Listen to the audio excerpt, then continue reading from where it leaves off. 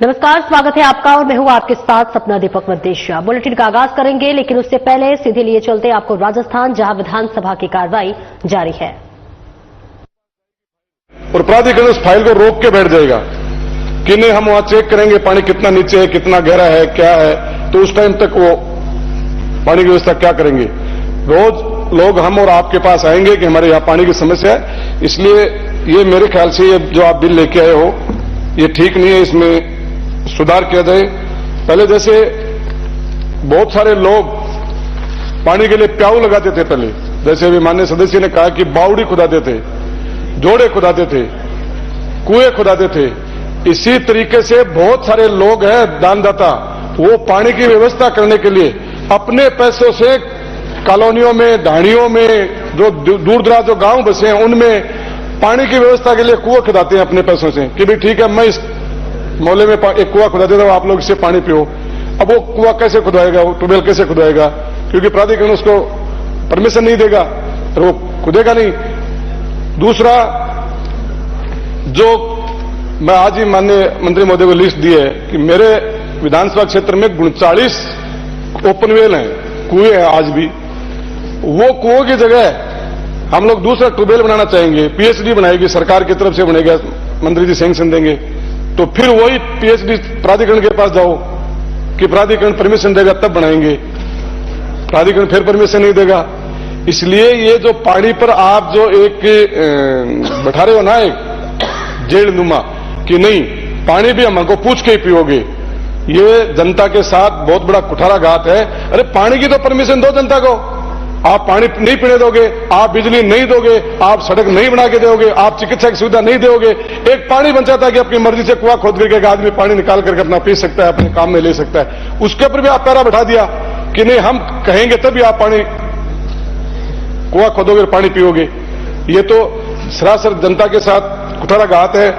मैं बताना चाहूंगा कि जैसे एमएलए, एमपी या जिला परिषद, पंचायत समिति या पंचायत, ग्राम पंचायत अपने मद से कोई ढाणी ऐसी है कि जहां जनप्रतिनिधि को लगे कि इस ढाणी में पानी पाइपलाइन से सरकार के द्वारा नहीं पहुंचाया जा रहा है, तो वो उस कोष से पैसा देकर के ट्यूबवेल खुदाते हैं। तो उसमें भी आपने इसमें कोई जिक्र नहीं किया बिल के अंदर कि उसका हम क्या प्रावधान, वो बाहर है या उसकी परमिशन लेनी पड़ेगी या नहीं पड़ेगी। या मंत्री जी आप थोड़ा बता दीजिए उसके लिए भी कि उसको परमिशन। एक सिंगल फेस वालों को जो घर के अपने खुद के काम, निजी काम के लिए पीने के पानी के काम में लेते हैं, घरों के अंदर खुदाते हैं, उसका भी आपने इसमें जिक्र नहीं किया है कि उसके लिए आपने क्या व्यवस्था की है। इसलिए मेरी आपसे अपील है कि एक तो आप जैसे किसानों को आपने इससे बाहर किया, बहुत अच्छी बात है। अगर किसान को इसको अंदर करते तो किसान तो मर जाता। आप इसी तरह किसानों को जिस तरह अंदर किया, जिस तरह पीएचडी और जो सरकारी जो जनहित के अंदर जो पानी पीने के लिए कुएं खुदते हैं, ट्यूबवेल खुदते हैं, उनको आप इस प्राधिकरण से बाहर करना कि भाई इस प्राधिकरण में वो बाहर, उनको परमिशन लेने की जरूरत नहीं है। अगर पीने के पानी के लिए कोई अपने घर में कोई ट्यूबवेल बनाना चाहे तो वो बना सकता है। ड्राई हो गया, उसके अगेंस्ट कोई ट्यूबवेल खुदाना चाहता है, खुदा सकता है। कॉलोनी होगी, बड़ी क्षेत्रफल बढ़ गया शहर का, गांव का, और उस नई कॉलोनी में नया पीएचडी ट्यूबवेल खोदती है तो उसके लिए प्राधिकरण की परमिशन की जरूरत नहीं है। ये 2, 4, 5 बिंदु है, आप ध्यान में रख करके और इसमें कोई अमेंडमेंट करके और आप इसको बताएंगे। मैं आपको थोड़ा सुझाव देना चाहूंगा कि इसमें आपने जो प्राधिकरण बनाया, इसमें की जो सजा और जो जुर्माना और ये कर रहे हो, इसकी जगह आप ये करता है कि हम राजस्थान के लोगों को प्रोत्साहन करेंगे कि हर आदमी अपने घर के अंदर, मकान की छत के ऊपर जो पानी आता है बारिश का, उस पानी के लिए कोई अपने घर के अंदर जो जल संरक्षण बनाएगा, पानी का हौद बनाएगा, पूरा पानी इकट्ठा करेगा। एक परिवार पूरा 12 महीने वो पानी पी सकता है, जब तक दूसरी बारिश नहीं आई, जब तक सीजन नहीं आई बारिश, तब तक। उसमें आप उनको प्रोत्साहन देते हैं, जैसे सोलर में आपने किया है कि सोलर लगाएगा, उसको हम सब्सिडी दे रहे हैं और सब्सिडी देंगे। उसी तरीके से अगर आप पानी पर भी ये थोड़ा करते ना कि भी हम जल संरक्षण के लिए हम आपको प्रोत्साहन करें कि हर आदमी अपने घर के अंदर एक पानी का हौद बनाएगा और बारिश के अंदर पानी आएगा उसको इकट्ठा करेंगे, वो पीने के भी काम आएगा, पौधों को डालने के लिए काम आएगा और पशुधन को पिलाने के लिए भी काम आएगा। तो इससे बहुत बड़ा रिलीफ मिलेगा, दोहन भी कम होगा। इसलिए एक बार मैं फिर आपसे ये कहना चाहूंगा कि आप अध्यक्ष सभापति महोदय, आपके माध्यम से मैं कहना चाहूंगा कि इस बिल का मैं विरोध करता हूं और इस बिल को जनमत जानने हेतु प्रचारित किया जाए। धन्यवाद। श्री डूंगरराम यादव। धन्यवाद सभापति महोदय। राजस्थान भूजल प्राधिकरण विधेयक 2024 पर आज मुझे बोलने का अवसर आपने दिया। यह विधेयक पहले भी परवर समिति को सौंपा जा चुका है, लेकिन परवर समिति ने भी जो रिपोर्ट दी है और जिन बहुत से प्रस्तावों के बावजूद भी इसमें बहुत सारी कमियां उन्होंने छोड़ी है और इस विधेयक में जनप्रतिनिधियों से कोई राय मशवरा है वो इसके बावजूद भी नहीं लिया गया है। श्री गंगानगर हनुमानगढ़ में घग्गर नदी चलती है और बहकर के पानी जाता है। एक समय तो ऐसा आता है जब हमारी फसलें पानी से डूबती हैं, हमारे घर पानी से डूबते हैं, हमारी ढाणियां पानी से डूबते हैं और मात्र 2 महीने बाद उसी क्षेत्र के अंदर ये हालात हो जाती है कि हमारे पास पीने का पानी भी नहीं है। तो इस तरह की जो नदियां हैं, जो मौसमी नदियां हैं, जो मौसम के हिसाब से चलती है, उनके संरक्षण का इस विधेयक के अंदर किसी भी तरह का कोई प्रावधान नहीं किया गया है और उस पर किसी भी तरह की बातचीत नहीं की गई है, क्योंकि इस विधेयक के अंदर जो आम जन लोग हैं उनसे राय मशवरा आपने नहीं लिया है। इसके बावजूद भी सूरतगढ़ क्षेत्र के अंदर जो आईजीएनपी नहर है, उस नहर के नीचे के जो पटड़े हैं उन पटड़ों को भी पक्का करने का काम किया और उनको पक्का करने के बाद, रिलाइनिंग करने के बाद भूजल स्तर है वो गहराता चला जा रहा है।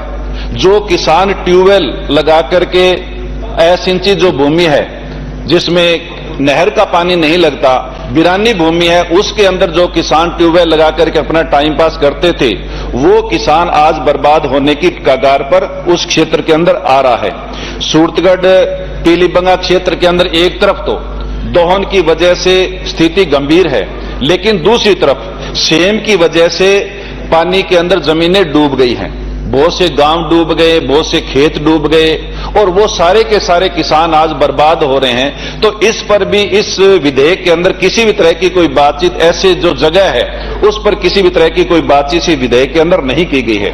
खंड 3 के अंदर जो प्राधिकरण की स्थापना के अंदर जनप्रतिनिधियों की भागीदारी नगण्य है और विशेष तौर पर ये खेती से जुड़ा हुआ मुद्दा है, किसानों से जुड़ा हुआ मुद्दा है, गांवों से जुड़ा हुआ मुद्दा है, आम व्यक्ति से जुड़ा हुआ मुद्दा है। इसलिए किसान संगठनों के जनप्रतिनिधियों को इसमें शामिल किया जाना अति आवश्यक है। इसके साथ साथ खंड 22 के अनुसार जो आपने पानी के लिए दंड का प्रावधान किया है, अब पीने का पानी भी हम नहीं दे पाएंगे, पानी के लिए भी हम लोग दंड का प्रावधान करेंगे और पानी के लिए भी जब किसी को जरूरत होगी तो उसकी फाइल भी प्राधिकरण के पास जाएगी। ये हम राजस्थान की जनता के साथ बहुत बड़ा धोखा हम कर रहे हैं। ये इसलिए यह आमजन, किसान, व्यापारी में इससे डर का माहौल है वो बनेगा और प्राधिकरण के अधिकारियों को बेवजह आम आदमियों को परेशान करने का मौका मिलेगा। इसलिए मैं इस विधेयक का पूरी तरह से विरोध करता हूं और ये कहना चाहता हूं कि ये विधेयक जो है गलत है, असंवैधानिक है, अव्यावहारिक है। इसलिए जनमत जानने के लिए इस विधेयक को वापिस है वो लौटाया जावे और इसके अंदर पूरी तरह से संशोधन किए जावे और आम व्यक्ति के साथ के बातचीत के साथ उनके साथ सर्वे में उनको शामिल किया जावे। धन्यवाद। गीता परवर।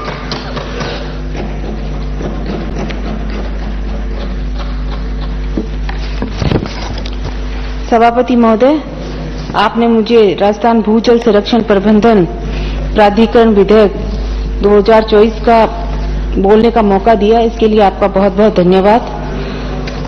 मैं अपने विधानसभा की कुछ समस्याएं इस बिल के थ्रू आपको कहना चाहती हूं।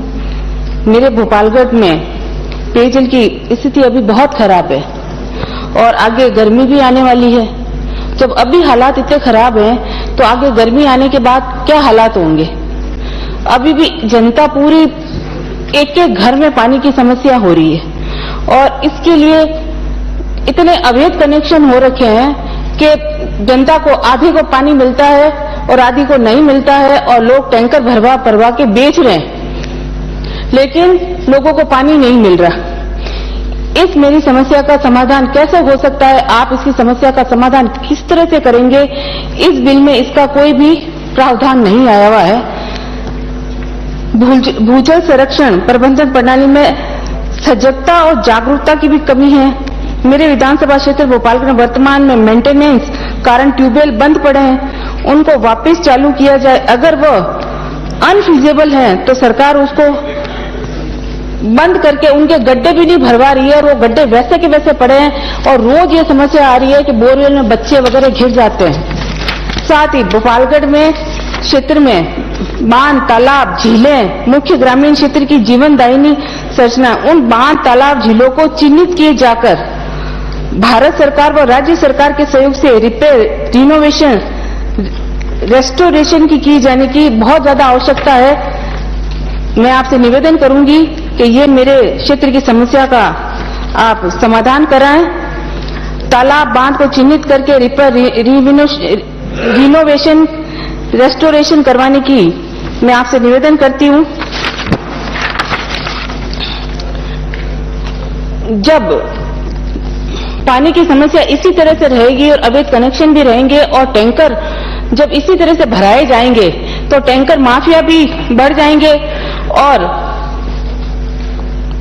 लोगों को भरोसा कैसे होगा कि आप इसको आइए पानी आप उन लोगों तक कैसे पहुंचाएंगे। आप हमारी जनता को भ्रष्टाचार व प्याज के हवाले करना चाहते हो। आज मेरे भोपालगढ़ क्षेत्र में पानी की इतनी समस्या है कि रोज हमने धरना प्रदर्शन किए, ट्यूबवेल के लिए कहा, लेकिन ना तो ट्यूबवेलें हो रही है। ट्यूबवेलें खोदेंगे तो आप किस तरह से खोदेंगे? पानी का लेवल इतना नीचे चला गया है और कई जगह पर पानी खारा है। जमीन में ही जब पानी खारा है तो ना तो वहां ट्यूबवेल हो सकती है, ना वहां हैंडपंप हो सकते हैं। उसके बावजूद भी वहां पे पानी की कोई समस्या का इसमें कोई प्रावधान नहीं दिया हुआ कि इसकी समस्या का कैसे समाधान किया जाएगा। मैं इस बिल का घोर विरोध करती हूं और ये जनहित में नहीं है। डॉक्टर सुभाष गर्ग, श्री जयकृष्ण पटेल, श्री समृद्धजीत सिंह। सभापति महोदय, आज Rajasthan ground water conservation and management authority bill 2024 पे हम चर्चा करने के लिए विधानसभा में इकट्ठे हुए हैं। पानी और जल की बात करें और एक बहुत ही इम्पोर्टेंट मुद्दा है जिसपे सरकारों को और हम सबको बैठ के चर्चा करने की जरूरत है, परंतु इस इम्पोर्टेंट विषय पे मेरी मान्यता है कि जनमत का भी सहारा लेना चाहिए था। हालांकि प्रवर समिति ने अपने प्रस्ताव दिए हैं और किसानों को राहत जैसी बातें भी की है, कई चीजें आई है सामने, परंतु ये इतना बड़ा विषय है और जनता से जुड़ा हुआ विषय है, इसलिए मेरी मान्यता है कि इसे जनमत के लिए हमें देना चाहिए ताकि जनता की बात सामने आए और जनता से जुड़ा मामला है। इसलिए बात, क्योंकि सेक्रेटेरिएट में, सचिवालय में बैठे अधिकारी और कर्मचारी गांव में टेल एंड पे बैठे हुए व्यक्ति का दुख दर्द नहीं समझ सकता।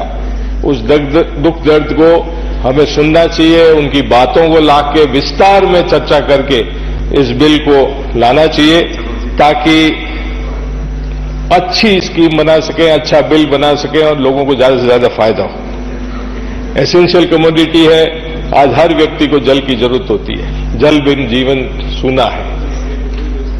आज स्थिति राजस्थान में ऐसी है कि कहीं तो पानी बूंद पीने का नहीं है और कई जगह वाटर लॉगिंग की स्थिति भी आ चुकी है। हमारे जोधपुर से आने वाले कई मान्य सदस्य बैठे होंगे और मैंने भी बचपन में जोधपुर में पैदा हुआ, बड़ा हुआ, देखा कि वहां बूंद बूंद पानी के लिए हम तरसते थे, पानी पीने को नहीं होता था, मीठा पानी जरूरत के लिए हमें बड़ा तकलीफ होती थी।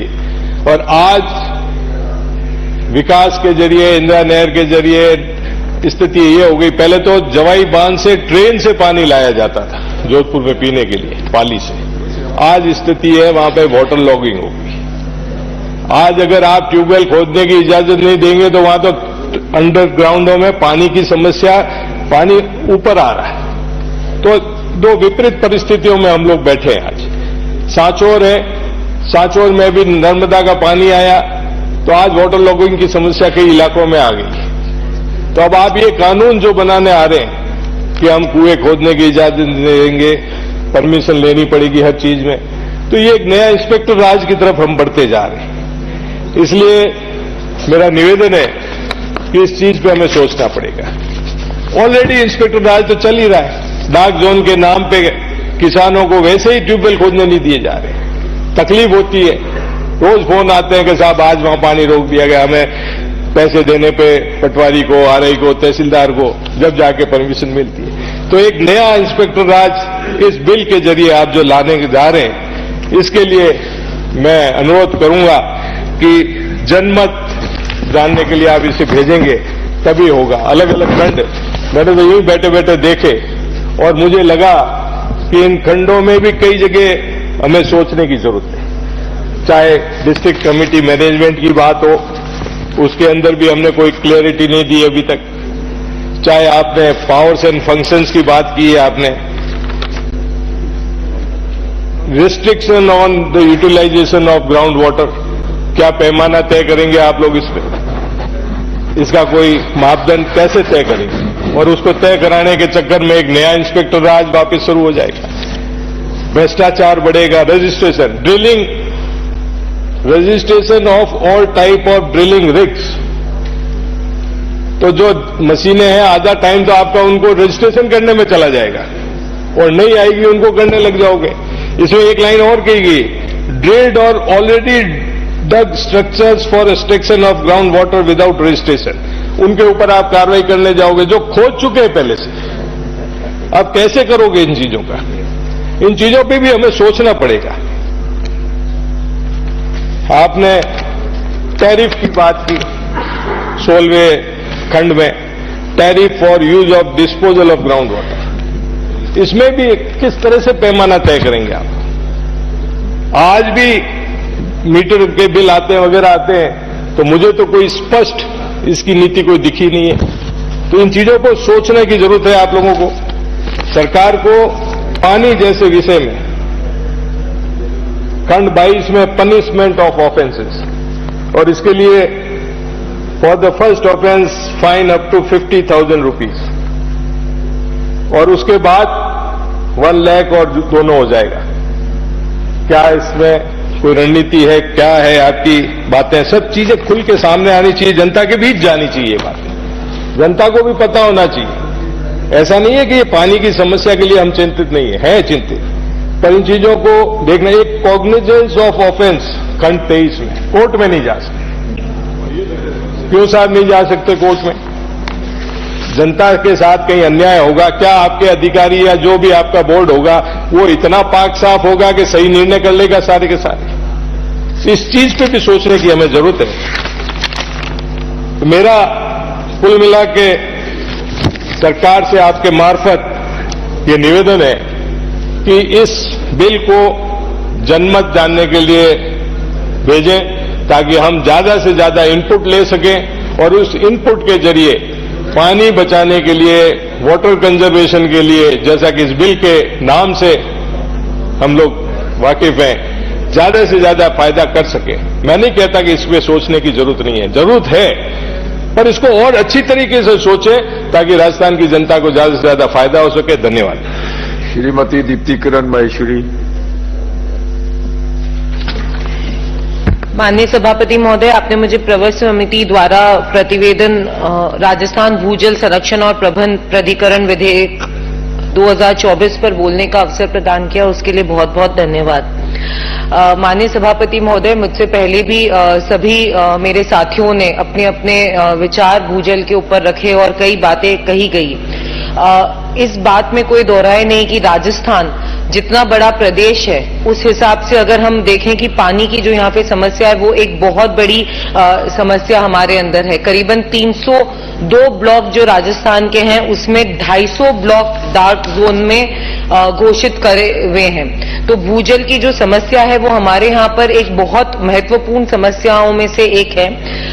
डेफिनेटली काफी सारे स्टेप्स हम लोगों को इसको संरक्षण इसका करने में उठाने की जरूरत है, आवश्यकता है। लेकिन ये जो आज जो ये हमारे सामने विधेयक आया है, ये भी उसकी तरफ एक बढ़ता हुआ कदम ही है। हमारे यहाँ पर कुछ विपक्ष के साथियों को ये आदत हो गई है कि कुछ भी नया आता है तो हमें बस उसका वो करना है, उसका विरोध करना है। विपक्ष का काम है विरोध करना। मैं विरोध में नहीं बोल रही हूँ, मैं अपने सजेशंस दे रही हूँ और उसके साथ साथ ये बता रही हूँ कि ये एक पहला कदम है, उसको इस इतनी इम्पोर्टेंट जो चर्चा हमारी चल रही है उसके प्रति।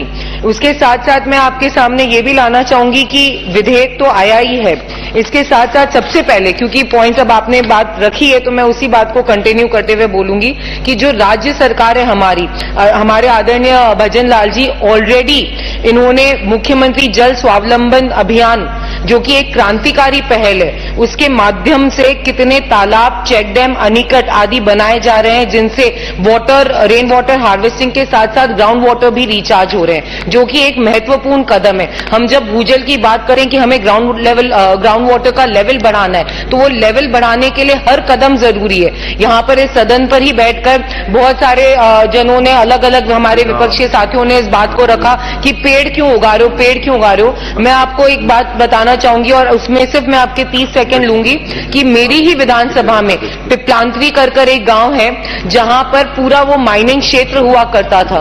वहां पर ग्राउंड वाटर की स्थिति बहुत कमजोर थी, क्योंकि पहाड़ी इलाका है, रॉक वाटर है, आप कितना भी डीप उसमें ट्यूबवेल करेंगे तो भी नीचे आपको पानी बहुत नीचे तक, गहराई तक पानी नहीं मिलेगा। लेकिन उस पिपलांतरी जो कि आज पूरे विश्व भर में एक उसने नाम लिया है, वो इसी बात से लिया है, इसी माध्यम से लिया है कि उन्होंने एक कदम बढ़ाया कि कैसे हम ग्राउंड वाटर को बेहतर कर सकते हैं। उस गांव के अंदर माननीय सभापति महोदय, जब भी एक बेटी बॉर्न होती है तो उसके नाम पर एक पेड़ लगता है और धीरे धीरे हमारे आदरणीय पद्मश्री जी भी उसमें उनका पूरा योगदान है, गांव के लोगों का योगदान है, आसपास के सभी जनों का योगदान है और उसके माध्यम से आज उस क्षेत्र में जो कि एक खनन क्षेत्र हुआ करता था, उन पेड़ों के माध्यम से भूजल की स्थिति भी बहुत अच्छी हो गई है। वहां पे किसान अलग अलग खेती बाड़ी भी कर सकते हैं। तो ये भी अपने आप में एक रोल मॉडल है कि कैसे अगर हम कदम उठाएं तो भूजल को हम बेहतर कर सकते हैं। इस विधेयक के माध्यम से जैसे कि अलग अलग बातें रखी गई, कितनी इंडस्ट्रीज, कितने अलग अलग प्लांट्स, कितनी जगह हम ये बोलें कि सिंचाई के लिए जो पानी भूजल का यूज होता है, मेन यूज सिंचाई के लिए है या पीने के पानी के लिए है। सिंचाई में जब नहर की हम बात करेंगे, या कितनी जगह जो ये कह सकते हैं कि जो वेस्टेज होता है वाटर का, उसको कंट्रोल करना भी हमारे लिए बहुत इंपॉर्टेंट है, क्योंकि पानी तो भूजल में जितना ग्राउंड में होगा उसको बढ़ाना स्तर, वर्षा हमारे यहाँ पर औसतन वैसे ही कम होती है compare to other states in India. तो जब हमारे पास ये ऑलरेडी प्रॉब्लम है कि हमारे पास बारिश भी पूर्ति नहीं होती, तो उस भूजल को, तो हमारे पास माध्यम है कि हम एनीकट के माध्यम से उस क्षेत्र का स्तर बढ़ाएं, क्योंकि ट्यूबवेल्स खोदना आसान होता है। मेरे विधानसभा में एक क्षेत्र है परासली, सभापति महोदय आपको आश्चर्य होगा, हमने एक गर्मी के सीजन में वहां पे करीबन 5 ट्यूबवेल्स खुदाई पर एक में भी पानी नहीं निकला। तो ऐसी भी समस्या आती है। ट्यूबवेल खुदाना आसान है, लेकिन नीचे पानी को संरक्षित करना बहुत बड़ा काम होता है। तो इस विधेयक के माध्यम से जिस तरीके से हम ये सोच रहे हैं कि हम इस बात को कंट्रोल करें कि जो ये अंधाधुंध वेस्टेज होता है पानी का, इंडस्ट्री के माध्यम से एससीपी प्लांट्स हम लगा सकते हैं जिसमें वाटर रिसाइकल होकर इन इंडस्ट्रीज को पहुंच सके, ताकि ये ग्राउंड वाटर को कम यूज करें, ताकि उस पानी को हम उसको बचा सके। तो उस बारे में भी जो बातें रखी गई है इसके माध्यम से मैं उस बात को, उसका धन्यवाद देना चाहूंगी मंत्री महोदय को कि उन्होंने इस बात को हमारे सबके बीच में लाया। इसके साथ साथ मैं ये भी कहूंगी कि इस विधेयक के अंदर जो पिनलाइज करने की बात है वो बहुत सही बात है, क्योंकि बहुत जगह ऐसा हो रहा है कि हम बार बार बिना सोचे समझे वाटर को वेस्ट कर रहे हैं। ट्यूबवेल के साथ साथ हम रेन वाटर हार्वेस्टिंग, डेफिनेटली जो हमारी केंद्र सरकार की भी एक बहुत बड़ी योजना है, और उसके साथ साथ युवा पीढ़ी के अंदर अगर हम कॉलेजेस में भी ऐसे अभियान शुरू करें जिसमें इन अभियानों के माध्यम से ये बता सके कि हमारे स्टेट की क्या स्थिति है और हमें उसको बेहतर करने के लिए अपने छोटे कदम क्या उठा सकते हैं, हमारे गांव के स्तर पे, हमारे कस्बे के स्तर पे क्या कदम उठा सकते हैं। तो अगर हम युवाओं के माध्यम से भी अगर इस अभियान को रखें तो उससे भी बहुत सारी जगह जानकारी प्राप्त होगी, जागरूकता बढ़ेगी और युवा पीढ़ी भी मोटिवेट होगी, क्योंकि ये मुद्दा सिर्फ आज का नहीं है, आने वाली पीढ़ी में भी जब भूजल जिस तरीके से करीबन 1 मीटर जो रिपोर्ट्स हैं वो रिपोर्ट्स ये कहती हैं कि एवरी ईयर राजस्थान के अंदर 1 मीटर से भूजल कम होता जा रहा है, तो ये बहुत बड़ी समस्या हमारे सामने आने वाली है। तो इसके अंदर जो जागरूकता अभियान है उसके माध्यम से भी हम बच्चों में और आने वाली पीढ़ी में इस बात का एक कहीं ना कहीं मोटिवेशन डेवलप कर सकते हैं कि उनको किस तरीके से वाटर को सेव करना चाहिए।